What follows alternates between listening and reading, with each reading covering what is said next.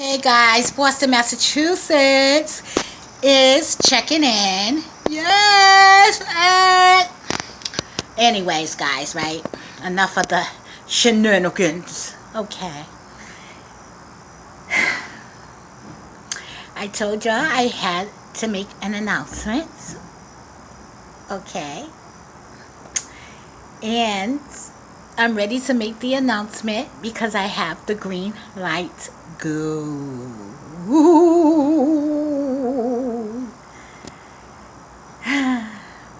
So, guys, I will be starting a new job next week, Monday, working for the Commonwealth of Massachusetts, the state of Massachusetts. Can you believe that? Me, moi. Y'all know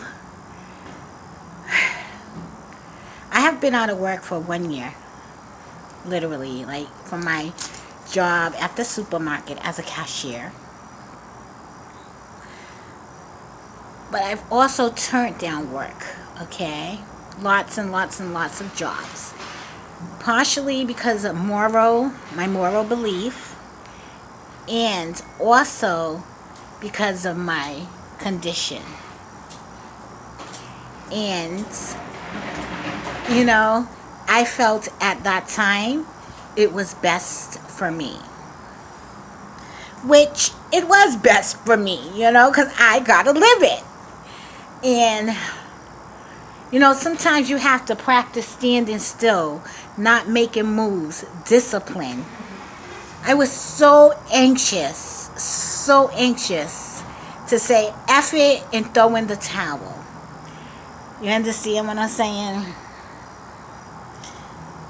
People don't even understand, but it's been the good Lord who's been carrying me, who's been my helper, my provider, supplying all my needs.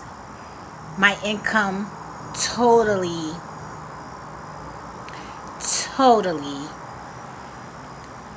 quadrupled. I will say like 100-fold, to be quite honest. Because before I had left my job, I was working 32 hours, literally. And then, I got played, and they was having me to bring in documents, although they knew about my condition. That really restricted me and limited me to the point where they was like, they were unable to accommodate me. But that November the 25th, which was that Sunday, 26th, 27th, that Sunday, I literally left that job working 12 hours, going from 32 to 12 hours, because they used some type of legal documents to cut my hours, knowing that I was injured. And I got injured on the job.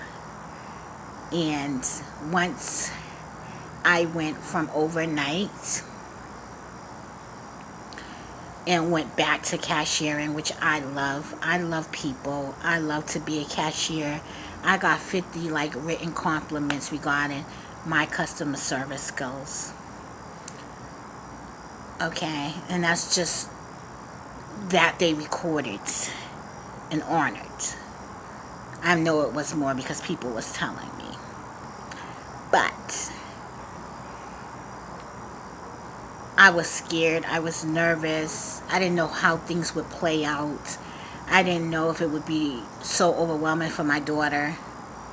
I didn't know how it would turn out. She dropped the ball too, guys. You understand? But God is a good God. And although these people changed and dropped the ball on me and played me and did me foul, talked to me foul, with stumbling blocks and offenses on my path, I still prevailed because of God. So what God has for you, can no one stop it. You understand? When he say, my goodness is continual, he truly mean that. I'm a living witness. These are my testimony, guys. These are my testimony, guys. And I tell you, I was depressed. I was depressed. I was scared.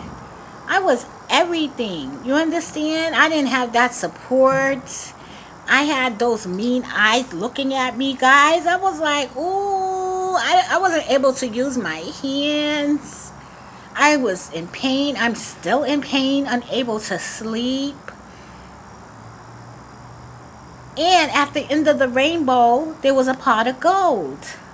Even when I felt frustrated, when I felt like, I felt played, all I could tell you is that, you rather be right and let everyone be wrong.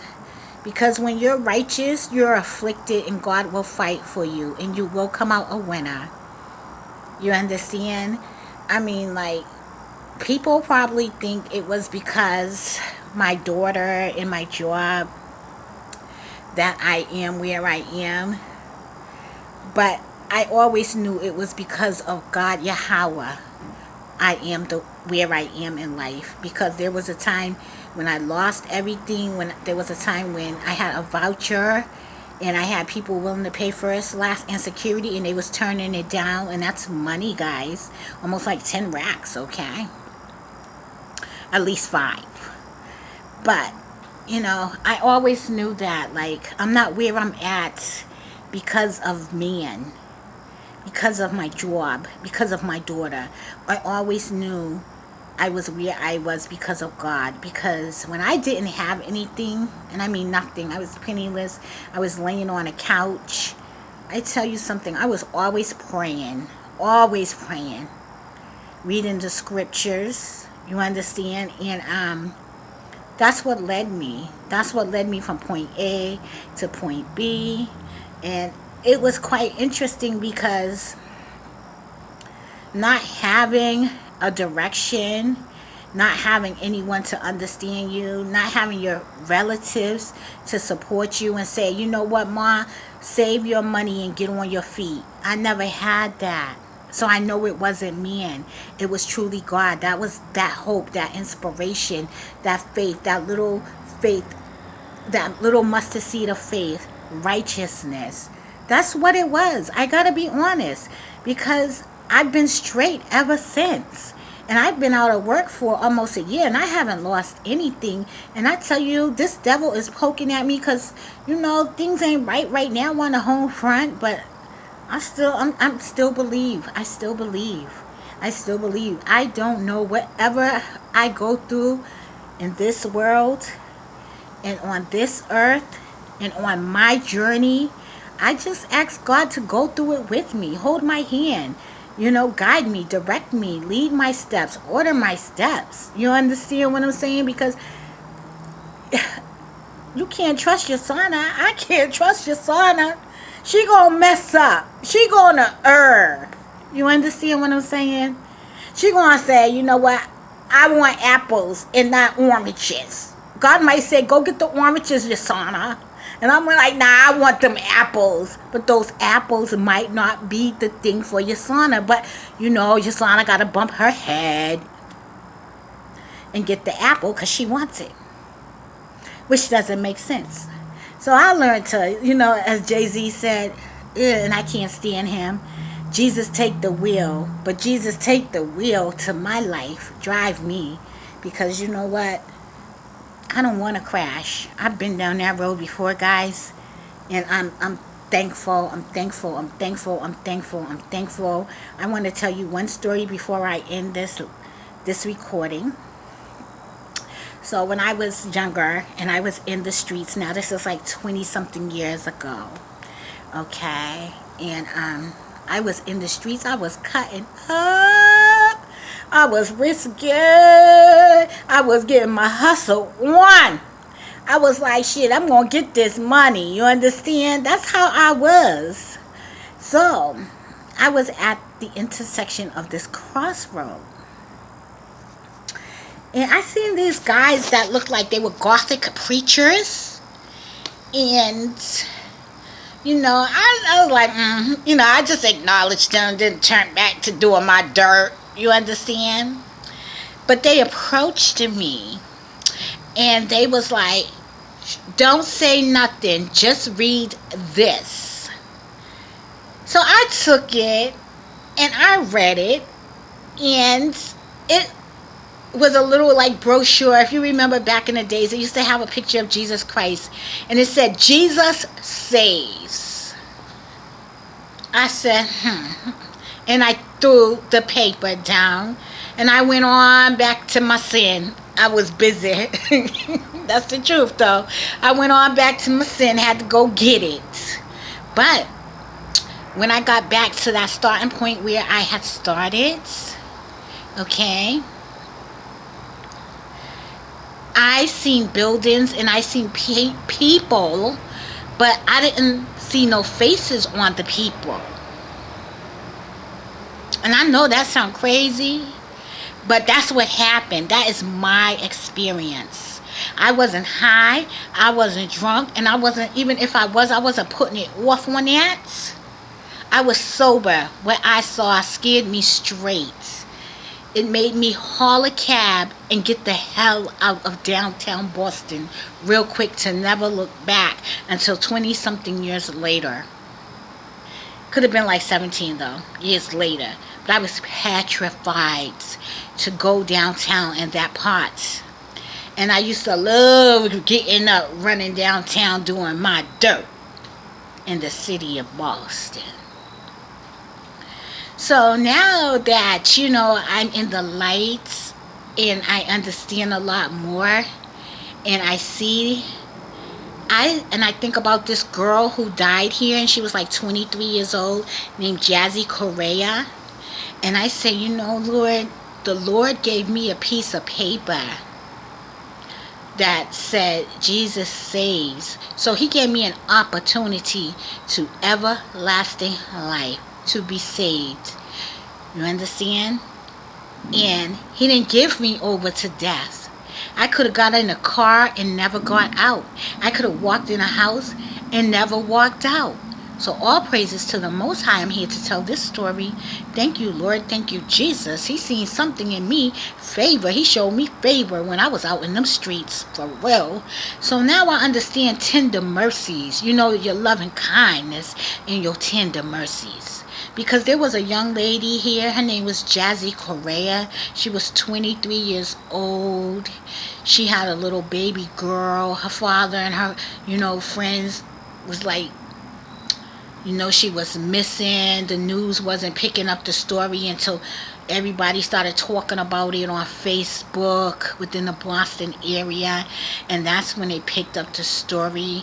And when they picked up the story, her father got on there and he was crying. He was like, I just want, my daughter to return home. Unfortunately, his daughter was killed by a serial killer. A guy who was a little older, like in his mid-30s, who had a great job, lived in a really nice area, I guess, in Providence, but he was on his way to another state with her body crumpled up in a suitcase. I think he was headed to Maryland, but she never got out that car, guys. So I said all of that to say this. I am blessed, I am grateful, and I am thankful. And I understand that meaning, his loving kindness and his tender mercies, for they endureth forever. Because that could have been me. But instead, he gave me a piece of paper, and that was his loving kindness and his tender mercy. Imagine I did not read that paper. Imagine I just threw that paper down. But I followed an instruction. I didn't say anything. I read the paper, and then I threw it down. And I said, But today when I get on my knees, I said, Lord, I'm really saved. I can't believe it. I cannot believe it. But I always attribute so many occurrences and experience to God being in my life. And that's my good news, guys. You understand? You gotta wait on the good news from the Lord. I'm gonna wait on the good news from the Lord. Hey. And I hope you get some good news too. And you know what? You can always share it. I'm always here to read. Okay? Y'all have a good one. Boston, Massachusetts. Check it out.